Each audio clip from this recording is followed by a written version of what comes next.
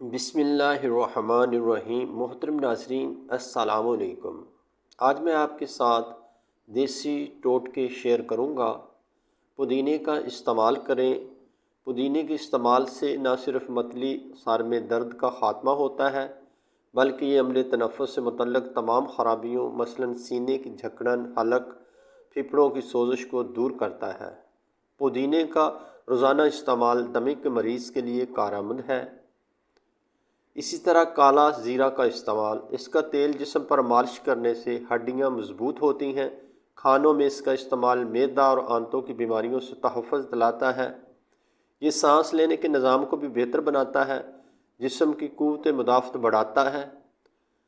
دماغی کمزوری کا علاج، دماغی خشکی، دماغی کمزوری، چکر اور غصہ زیادہ آنے کی صورت میں روغن بادام 3 چمچے چائے والے نیم گرم دودھ میں ملا کر صبح و شام پئیں۔ جماع کے فوراً بعد پانی نہ پئیں۔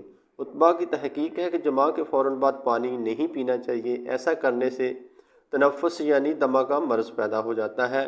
اس لیے معدہ پر ہونے کی حالت میں جماع کرنے کو منع کیا گیا ہے، کیونکہ جب معدہ پر ہوتا ہے تو جماع کی حرارت سے خشکی پیدا ہوتی ہے اور پیاس کا غلبہ ہوتا ہے۔